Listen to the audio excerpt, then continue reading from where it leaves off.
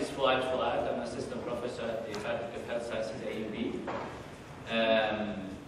I'm so pleased, actually, to introduce a friend, Lee, and Reskab Mencham, essential core in two projects, Professor Habib Abdulrahman.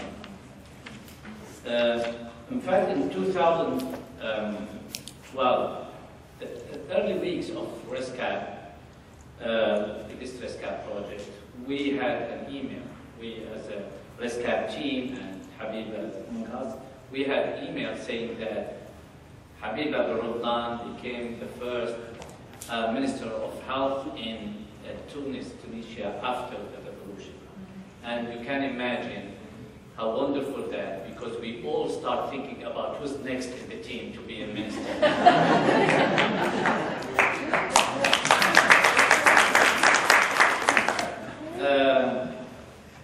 Habiba has been the Chief Executive Officer for the National Board of Family and Population. Dr. Abdulrahman was elected through distinction as a fellow in the Faculty of Public Health at the Royal College of Physicians in the UK. She has coordinated several epidemiological studies on non-communicable diseases and implemented the Healthy Urbanization Project in Tunisia. She led the implementation of the first Tunisian CVD registry. She is currently leading several European Union funded projects such as epidemiological transition and health impact in Northern Africa, Tahina, and Medshams, of course, and Reskab. Dr. Abdulrahman has published many scientific papers, monographs, and books on women's health, NCDs, and health policy. She is co-founder and chair of the Tunisian Society of Epidemiology and Preventive Medicine, co-founder and member of the board of the Maghreb Network on Research on Health Systems, RESMA, and co-founder and chair of the National Observatory of Health Equity. In 2001, she was awarded the Maghreb Medical Science Society Award for her work on CVD epidemiology and prevention. I'm so happy that to introduce Habiba, and please the floor for you.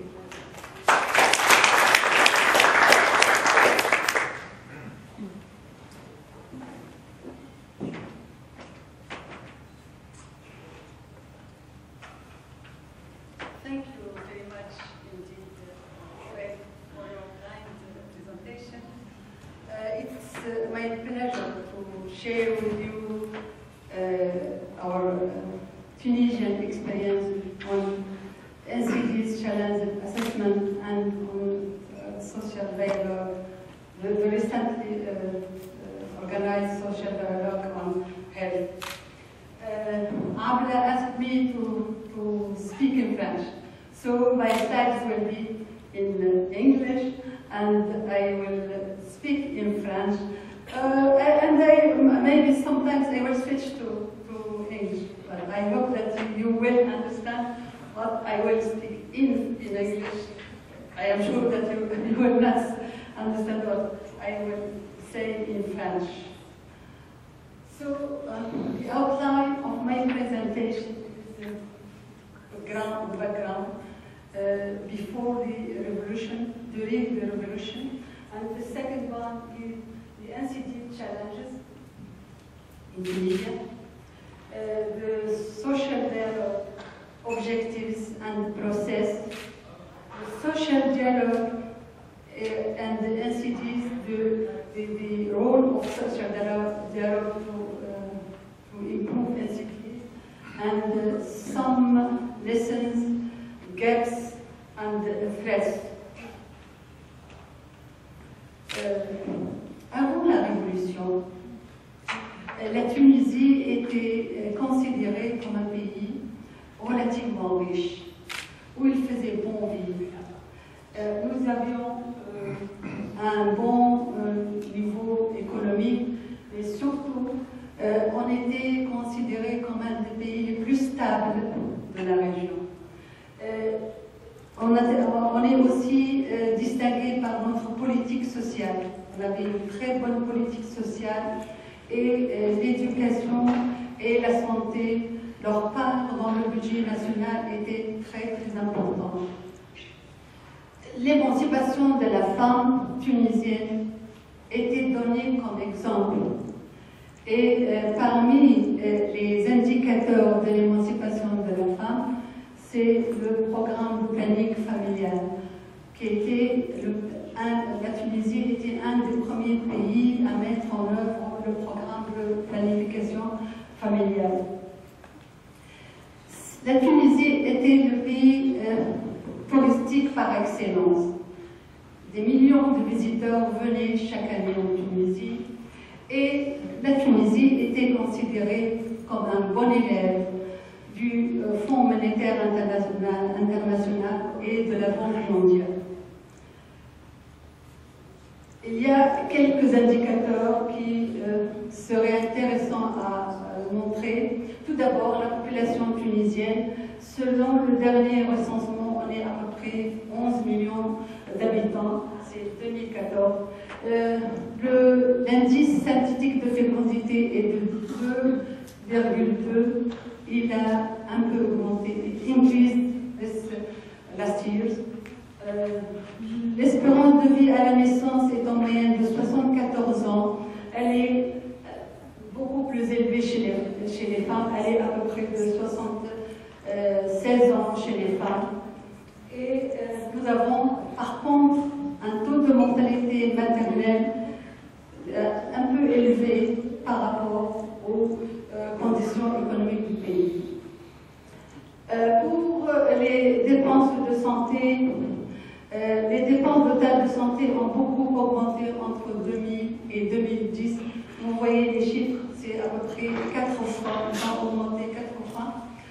La part de la santé dans le PIB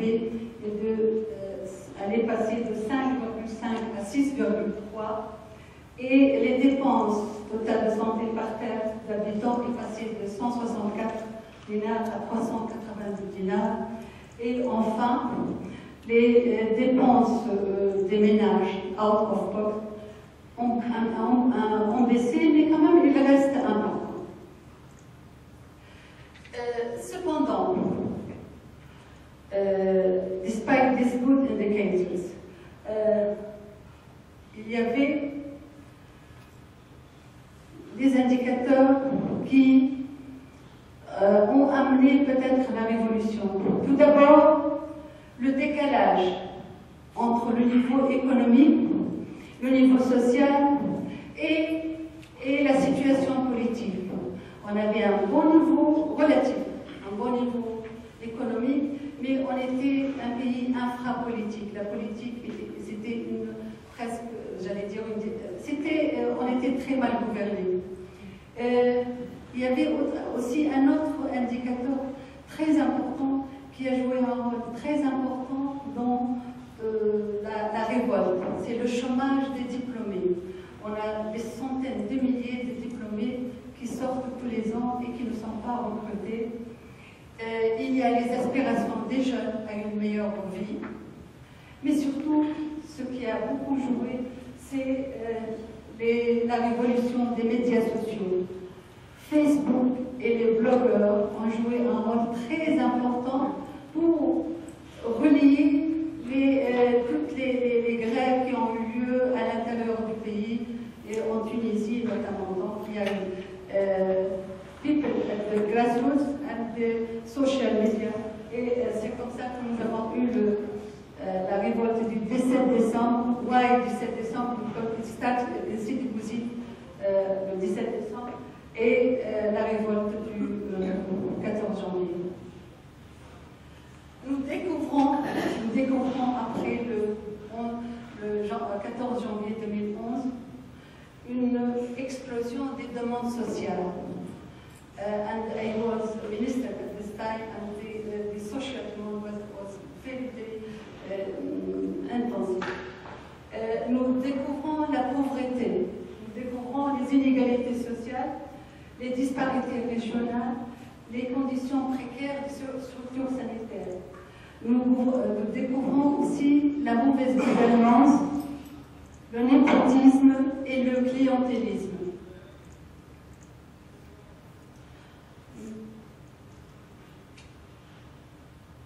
Nous découvrons les disparités régionales. And here you have two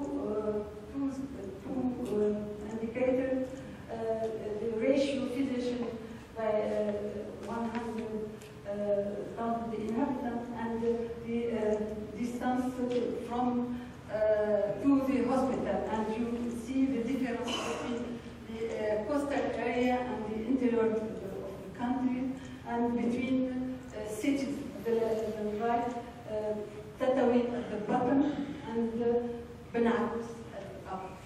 There is a huge difference in the distance between the population and the first hospital.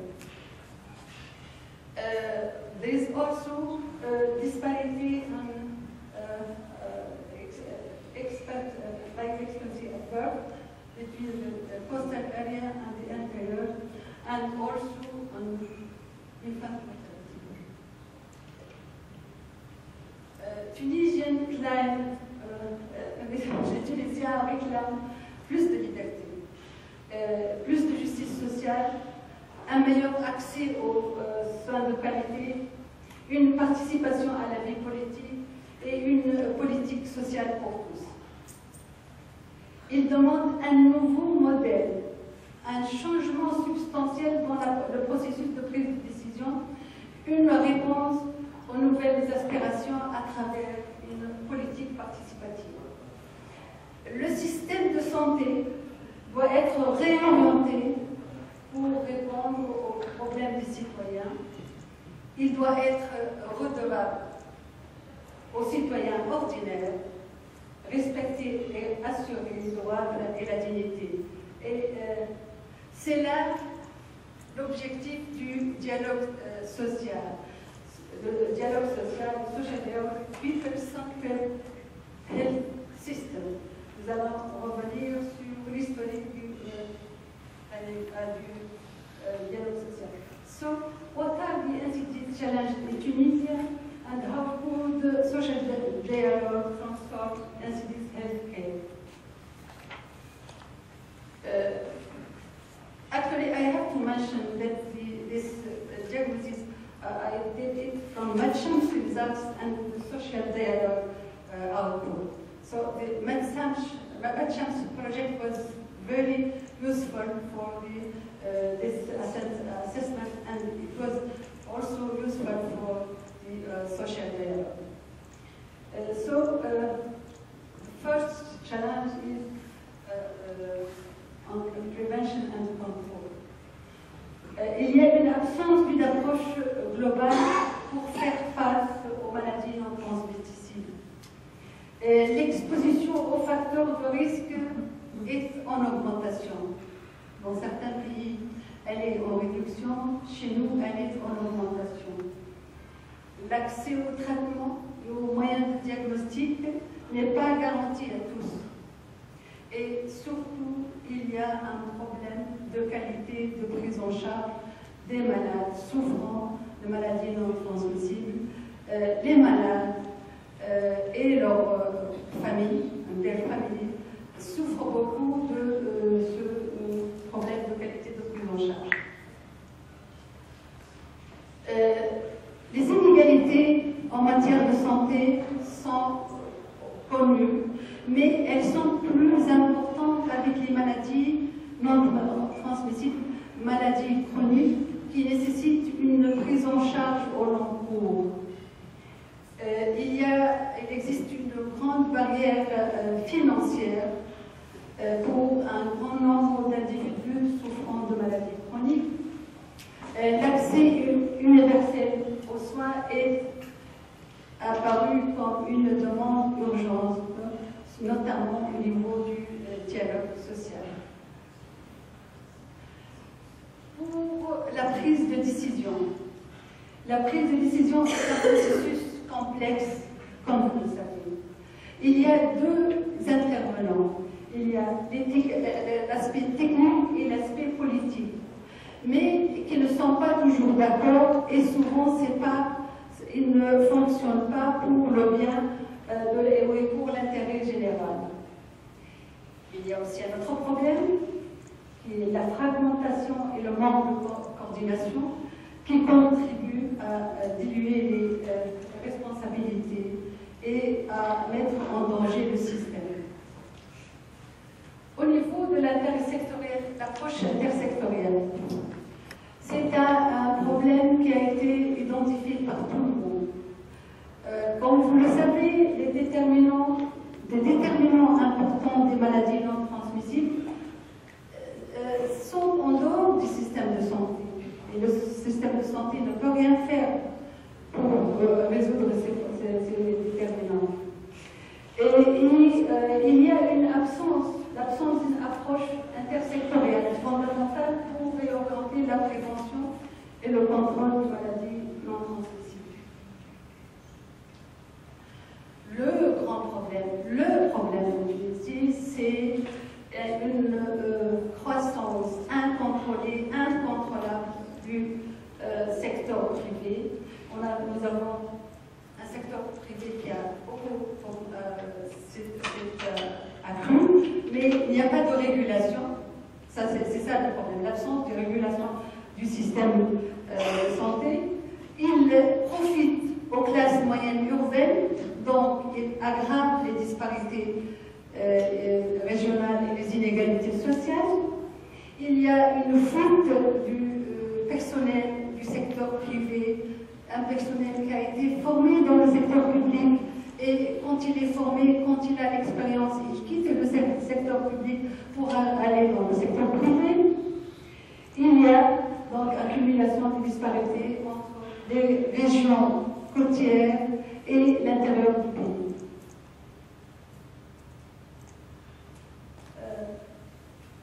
Nous avons un manque de lien de coopération stratégique en matière d'approche multisectorielle. Nous avons aussi identifié, il a été identifié au niveau du dialogue sociétal, l'urgence d'intégrer la gestion des maladies non transmissibles dans le cadre d'une stratégie de développement socio-économique beaucoup plus large et beaucoup plus globale. Le problème des professionnels de la santé. Les professionnels health workers peuvent jouer un rôle très important en tant que lien entre les structures sanitaires et la population, et donc pour aider la population à participer de manière plus effective dans la prise de décision. Mais malheureusement, ils ne jouent pas ce rôle. D'ailleurs, le système de santé est fait pour servir les citoyens, mais il utilise des citoyens qui ont eux aussi des besoins et qui nécessitent un environnement favorable pour leur travail. Et nous avons remarqué que, après la Révolution, et je pense que c'est un problème qui est partout dans le monde arabe, la détérioration des conditions de travail des professionnels de la santé et surtout l'exacerbation de la violence à leur encontre. Donc ils subissent des violences, donc ils deviennent violents et donc ça se répercute sur la qualité des services. Ils ont besoin d'un renforcement de leur formation continue et de l'accompagnement pour qu'ils soient plus à l'aise dans leur travail. La recherche, je ne vais pas parler de toute la recherche clinique et tout, mais c'est la recherche qui est en relation avec les systèmes de santé. Donc, il faut renforcer des recherches sur les systèmes de politique de santé. Nous avons remarqué qu'en Tunisie, nous n'avons pas beaucoup de recherches sur les systèmes de santé. Nous devons aussi pouvoir faire quelques recherches sur le rôle de la société civile et des mouvements sociaux pour renforcer l'approche centrée sur la population et aussi faire certaines recherches pour renforcer les capacités des professionnels de santé pour qu'ils soient plus aptes à mettre en œuvre cette approche centrée sur la population. Alors, les organisations internationales, souvent, elles jouent un rôle important dans le renforcement des systèmes de santé, mais parfois, elles sont handicapantes pour le système de santé et elles peuvent le fragiliser. Elles introduisent des distorsions dans la gestion des programmes, peut-être pas beaucoup pour les maladies non transmissibles, mais on l'a vu beaucoup avec le sida, avec le planning familial. Donc, elles ont un rôle à jouer, mais il faut qu'elles soient encadrées. Il faut revisiter le rôle des organisations internationales. En matière d'innovation, surtout, les prestations dans nos pays, en Tunisie du moins, les prestations de services n'ont absolument pas bénéficié des progrès de la technologie. Par exemple, e-health, m-health, pour toucher la population, plus particulièrement la population éloignée. Et cette population éloignée, elle est importante. Donc, on a intérêt à intégrer la technologie moderne dans la prestation de services. J'ai pris ce schéma chez Gonzalez et ça résume les challenges du système de santé en Tunisie.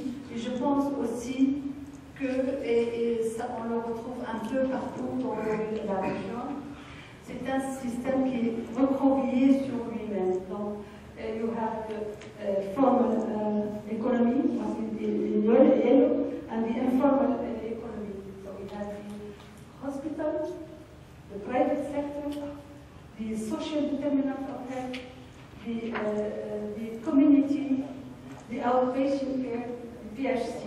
So until now, our system is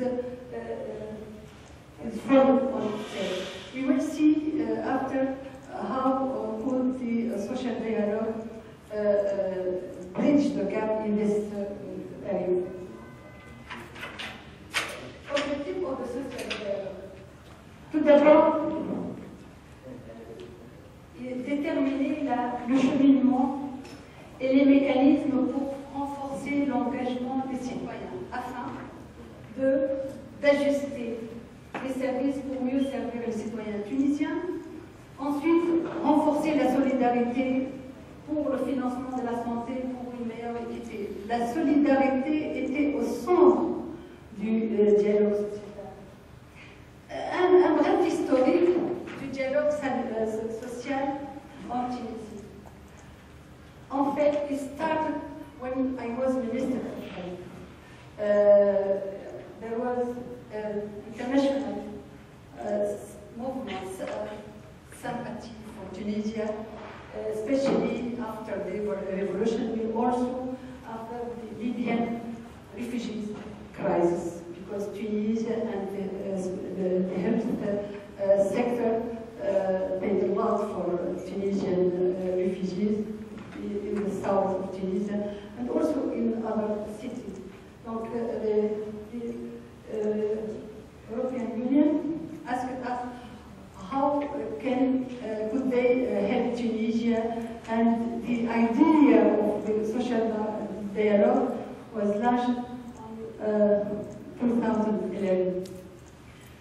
But the first meeting was organized on October 2012 with the big conference, the high-level meeting, and the work was conducted during from June to March, to last March.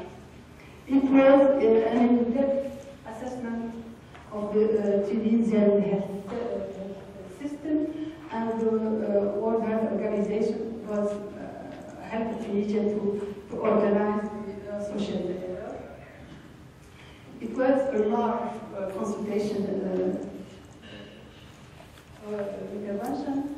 There was citizens, international experts, health professionals, and we organized the last national conference in September, and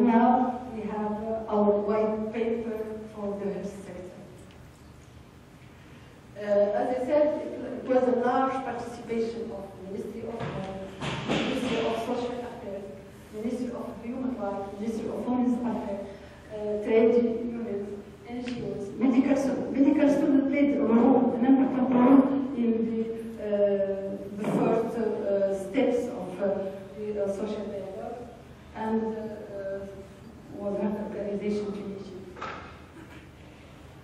So, il y a une large revue de la littérature. Il y a eu des ateliers de travail thématiques, des panels d'experts, des groupes d'experts, des citoyens et des professionnels. Et comme je l'ai dit, les étudiants en médecine ont joué un rôle important dans la mobilisation des citoyens. Voilà, there are two objectives, solidarity and proximity. And there was also some concept, the responsibility of the Tunisian, and he must trust on the health system. And also, there was another concept which is citizenship. I don't know, I asked someone what muwatana in Arabic, how do you say muwatana? In French we say citoyenneté. C'est pas la nationalité, c'est la citoyenneté. Donc, la citoyenneté était au centre du débat. Et tout ça doit contribuer à l'approche centrée sur la population. Les groupes ont discuté ces différents aspects. Tout d'abord, la mise à niveau du secteur public, la réponse du système public, l'accessibilité, la disponibilité économique et financière des soins, la qualité des soins, surtout le financement de la santé qui était un axe important de la discussion.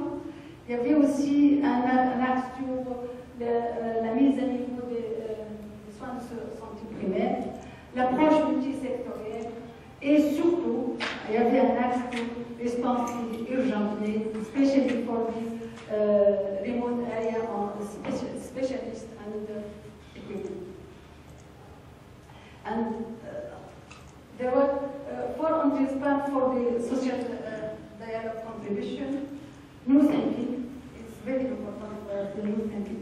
The new approach for the health system reform. Reaching out to how to reach out all the other sectors. Il y a aussi the outpatient collaboration, the state society collaboration, the other social determinant, and we will see how are the lessons from this social dialogue. Le dialogue social tunisien, en fait, est une expérience. Comme toutes les expériences, elle a ses qualités et ses défauts. Elle a enrichi la littérature dans ce domaine. Il a généré des résultats immédiats, outcomes, avec un enthousiasme et un intérêt pour mieux comprendre le système de santé. Tout le monde était enthousiaste, tout le monde voulait participer, tout le monde voulait donner son idée. Il a touché déjà les préoccupations qui ont été exprimées par les citoyens tunisiens pendant les dernières années. Because before people did not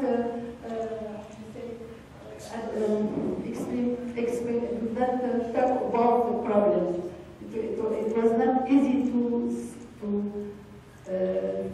speak about health problems. Le dialogue sociétal a donné l'occasion pour que les gens s'expriment. Il a donné le droit aux citoyens, le droit à donner un avis sur leur santé et le droit à la santé a été un aspect important de la nouvelle constitution qui a été votée par le nouveau Parlement qui a été élu après la Révolution. Mais il y a certaines défaillances, certaines insuffisances, notamment il n'y a pas de modèle. On a travaillé comme ça, mais il n'y avait pas un modèle préparé pour construire ce modèle. il y avait un contexte très fort qui a encouragé l'engagement dans le dialogue sociétal, ce qui était la révolution. On n'aurait pas pu faire ce dialogue sociétal s'il n'y avait pas eu la révolution. C'est probablement un des rares exemples dans une région qui est en quête d'un nouveau modèle social. Mais la survie du dialogue social dépend de plusieurs facteurs. Dans la disponibilité du financement, parce que le financement va être un grand problème pour mettre en œuvre les grandes orientations du dialogue social, la redevabilité et la capacité des intervenants à conduire le processus. Il faut que les intervenants puissent continuer ce travail. Il y a aussi la possibilité qu'on ne donne pas l'information. Donc il faut que les citoyens soient toujours vigilants pour avoir l'information, parce qu'on peut revenir en arrière. Le retour en arrière est possible. Quels sont les problèmes qu'on a rencontrés? Le mandat du dialogue sociétal n'était pas clair pour tout le monde.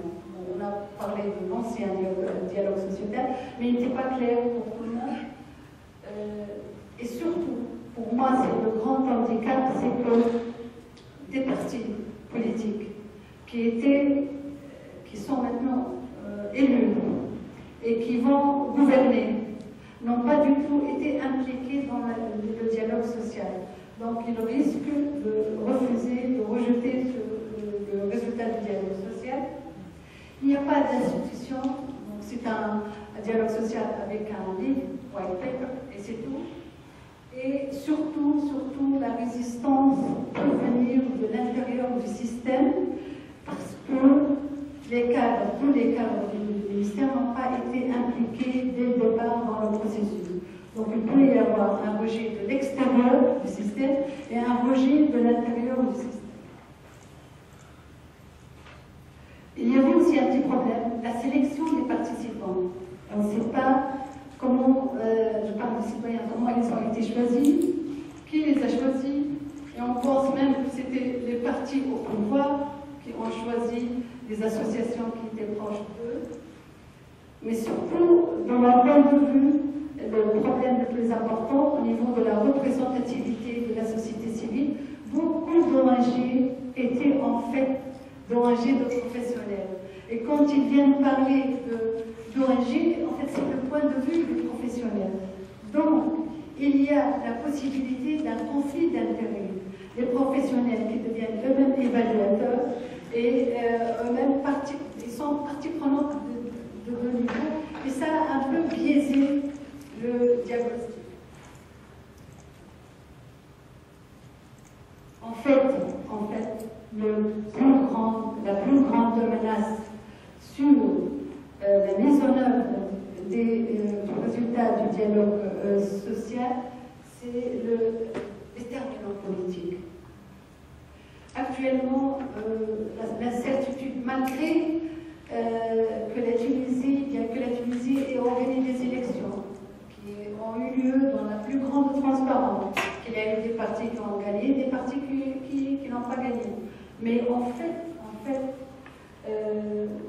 nous avons deux projets, un projet islamiste et un projet laïque, et trois visions de la politique économique. Nous avons l'économie politique libérale, et une économie politique libérale n'accepterait jamais les résultats du dialogue social, notamment dans le volet mise à niveau des structures de santé, financement de la santé. Nous avons un parti plutôt socio-démocrate, c'est celui qui a le plus de chances de prendre en charge les résultats du dialogue sociétal. Et nous avons même un parti communiste qui va dire que c'est trop peu. C'est trop peu et il faut plus. Donc c'est ça l'incertitude, et c'est pour cela que le dialogue sociétal, qui était un très bel exercice, risque de ne pas être mis en œuvre en Tunisie. Donc il y a en fait l'État versus le marché. C'est la grande discussion qui va avoir lieu en Tunisie.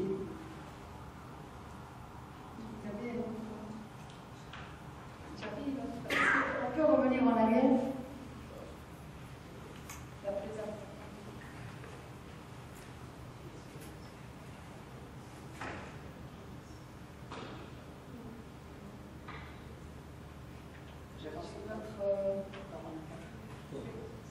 En fait, j'avais une autre.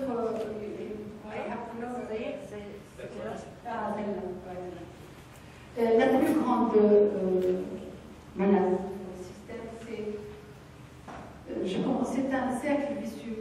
Je peux commencer par n'importe quel point. Je commencerai par le point le plus grave. C'est le terrorisme et ce qu'a appelé d'ailleurs le nécropolitique. C'est la politique de la mort. Et la nécropolitique est à nos portes. En Libye, on est très proche, les frontières sont ouvertes, il y a possibilité d'intrusion.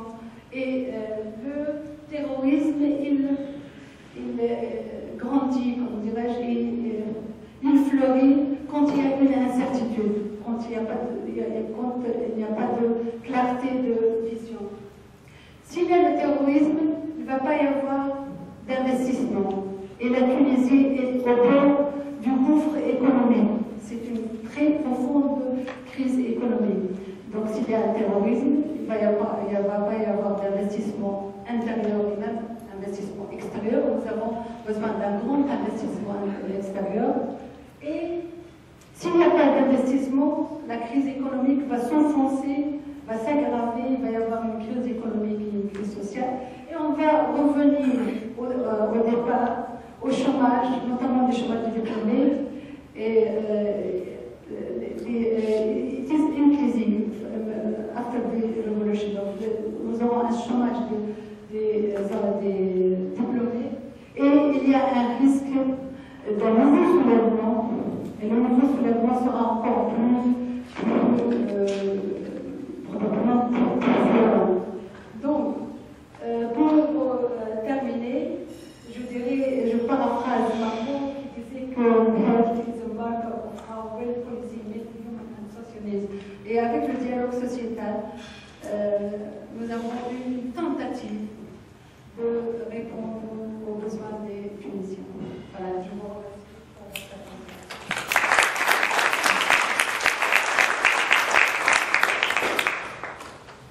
Merci bien, Madame Bolondan. C'est magnifique. And I want to open the floor for discussion, questions and comments. Please be brief and take 2 questions if you're happy with that, and be answered by Dr. Bolondan. Yes, Mr. Thomas.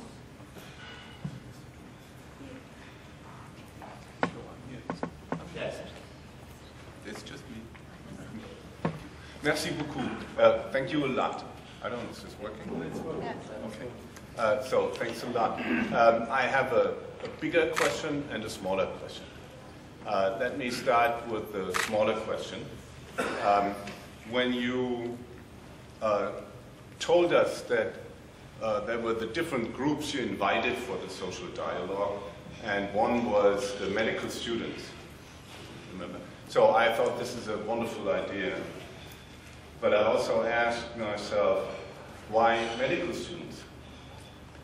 If all this is about social change, I'm not sure if the medical students are best prepared for this. I teach medical students. We don't teach them for social change.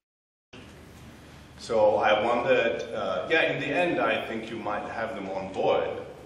But my first choice would be students of political sciences or whatever. So that was the small question. Now, here's the bigger one. I really admire the case of Tunisia and what you implemented to promote this social dialogue. I wondered, why? Why and what for do we need social dialogue? Why is it the model that we should prefer over other models? So what makes it the needed model, what makes it the best model? Those were, it would be great if you could comment a little bit on this. I'm really curious. Okay, thank you. Again, another question by Rabia, and then you answer. Thank you, Dr. I had the chance of visiting Egypt after the revolution for many occasions, and I was wondering where's mental health in all of this in the system. How do you see it? Do you see that there's an opportunity now to scale up mental health reform and to make it more community-based on one hand? And the second question is concerning a specific group which was very politicized after the revolution, the survivors of torture and the rehabilitation of survivors of torture. Is there anything being done in that respect? Thank you. So we have now 4 questions instead of 2. So that's cheating, but okay.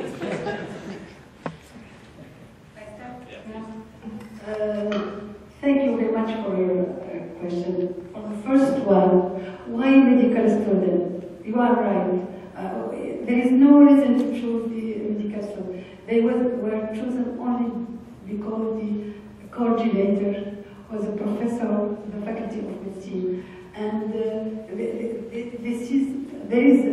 it's one gap of this process.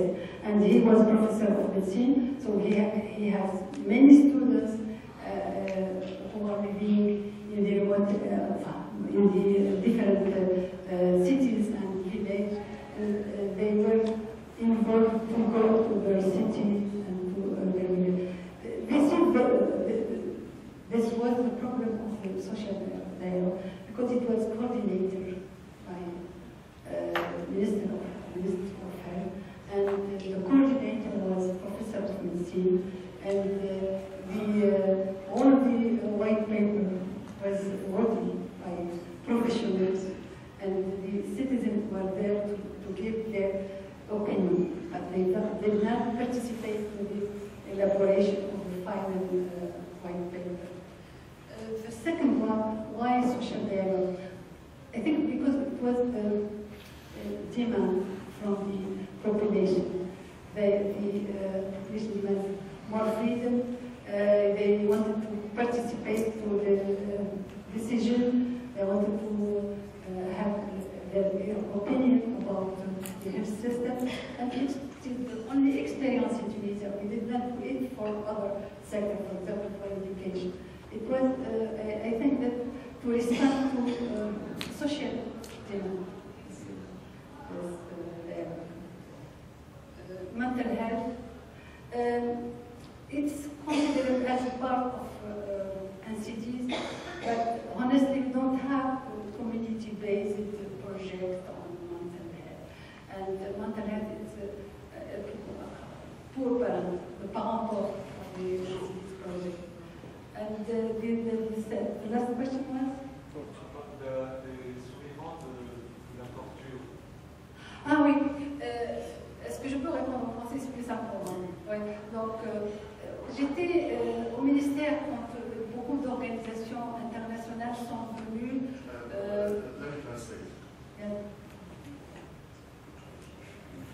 Yes, but after finishing with it. Donc, beaucoup d'organisations internationales sont venues en Tunisie pour parler de la réhabilitation des victimes de la torture. Moi-même, j'étais impliquée, quand j'étais membre d'Amnesty International il y a longtemps, on avait à prendre en charge certaines victimes de la torture. Mais, à mon sens, oui.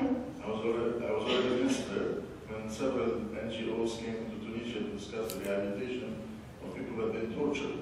And I had myself been involved in this issue earlier on as member of Amnesty International.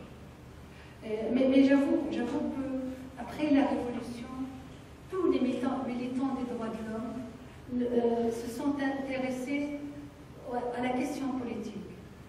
Ceux qui étaient à Amnesty, ceux qui étaient à la Ligue des droits de l'homme, sont partis dans leur propre parti politique. Ils ont commencé à s'investir dans la politique. Et on parle très peu.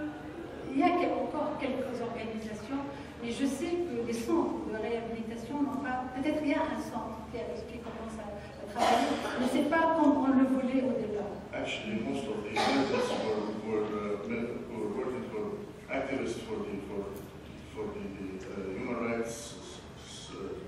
rights activities, became involved after the revolution in the political activities, and it's taking them out of caring for the agendas that they used to care for. Therefore, at this point, there's still only one rehabilitation center. I'm not sure that it's fully equipped. Another two questions. Thank you very much. I think one of the major issues in our region is that the public health is not a priority on the agenda of the governments in general. This is one. Two, this comes also because of there is weak advocacy. I mean, we are not doing our job properly. We are very weak in advocating these issues to bring the public health agenda as a priority on the government agenda. And this actually, it needs social mobilizations. And one of the pressing forces in the social mobilization is the civil societies. So did you engage civil societies in this movement? I mean, what kind of social dialogue you did in practice? I mean, thank you. Just another question. Actually, thanks, Habib. So it's linked actually to the previous question. It's specifically whether from now reflecting on the experience, whether you think there should have been some work on sort of advocating and explaining what health is. From our experience, when you bring even people in social organizations, labor unions, and ask them about health, the first thing they talk about is insurance and medical care and curative medicine. These things don't come up naturally from the different groups. So the assumption that social organizations actually talk about social determinants is not always correct. So do you think that if this to be replicated in other countries, there should be some groundwork on starting that discussion of what health is in the first place? Yeah. Thank you. For your question, the civil society participated through the NGOs. So there was some problem with the choice of this NGO. But actually, in Tunisia, all the political parties have the health in their priority. They say that they will resolve the problem of health in Tunisia. They will upgrade the health sector, but they don't know how to do it, and they don't know how to finance this the reform of the health sector. So it's a priority for all the parties. But for Iman, I totally agree with you about the process. I did not agree with the process when they start, especially when they choose the representative of the society. They start with the NGOs who are aware about the health system, about financing, the social development, but they did not start with the grassroots to know why, how, and what people think about their own health and their responsibility on health. I think that we have two performers there. But my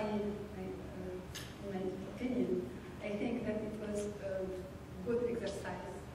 And if you will not mobilize, si nous n'allons pas nous mobiliser pour ça, ça va rester un livre.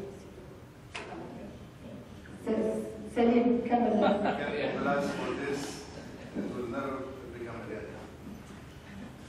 So the last two questions, but okay, 3 o'clock. So Off the record.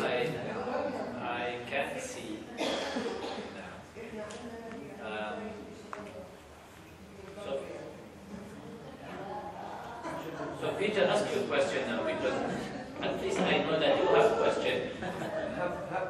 I'm not sure this is on. Habiba, that was a very interesting. Okay, good. Habiba, that was a very interesting journey through optimism to a certain degree of pessimism, and both sides of that were really well explored. But I wanted to think of one of the topics that we've talked about in MedChamps and ResCap Med over many years, which is the need to engage those outside the health sector and the health system in the transformation of health. And then later in the talk, you alluded to some of the threats and obstacles that the social dialogue faces. And I wondered, for example, what role the major companies, perhaps multinational, perhaps Tunisian companies, would have played. Was there much resistance from them and the private health sector, for example, and initiatives in private healthcare? So you've talked about obstacles and resistance from stakeholders, but these particular ones I was wondering about. Go on. No, I thought about the resistance in the diagnosis of NCD's challenge, and we hope that with the social dialogue we will involve other sectors. Actually, they were not involved in the social dialogue, and the problem of the multi-sectorial approach is still there. We don't have relevant strategy to commit the other sectors in the approach of NCD. We have to work on this. Last question or comment? Yes, please.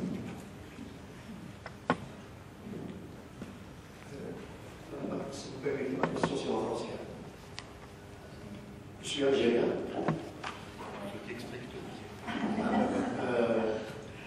Nous avions beaucoup d'espoir quant au changement qui pouvait arriver en Tunisie. Une question qui se pose beaucoup chez nous, je la vois que c'est le pose maintenant ici.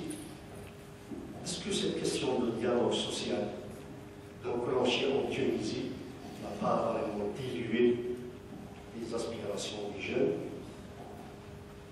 qui n'ont planté par la révolution? So I'm Algerian, and this issue of multi-sectoral participation is also very important in our country.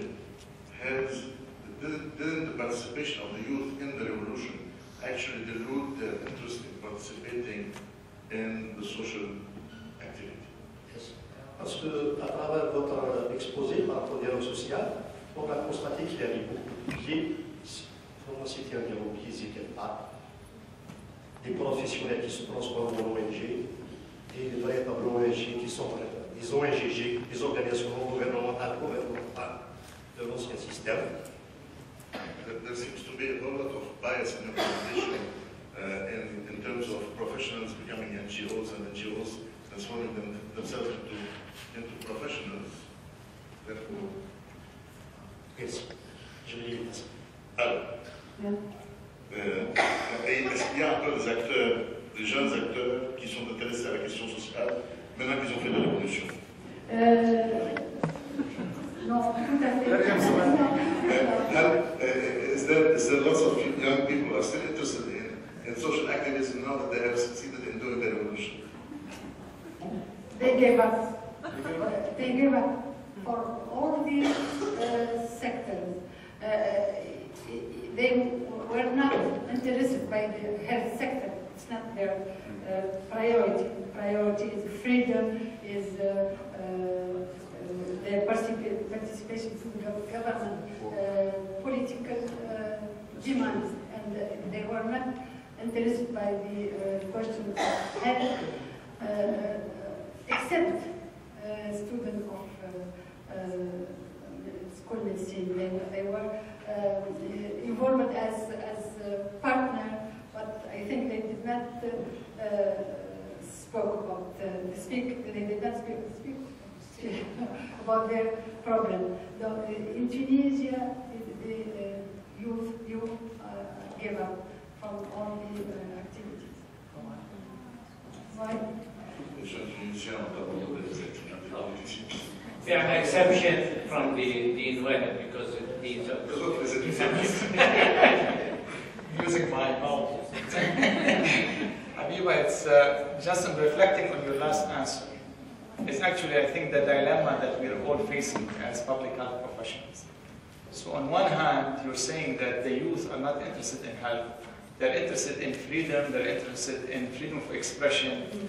And when we talk about social determinants of health, we actually say that. We say social determinants of health is about jobs, it's about security, it's about freedom, it's about all of this. So when people speak about this, we say they're not talking health.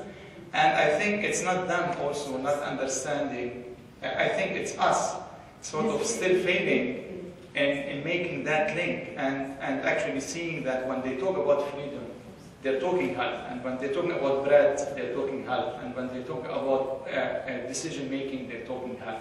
I think we're still not able to bring it together. Yeah, right. thank you. I mean, thank you, Habiba, very much. And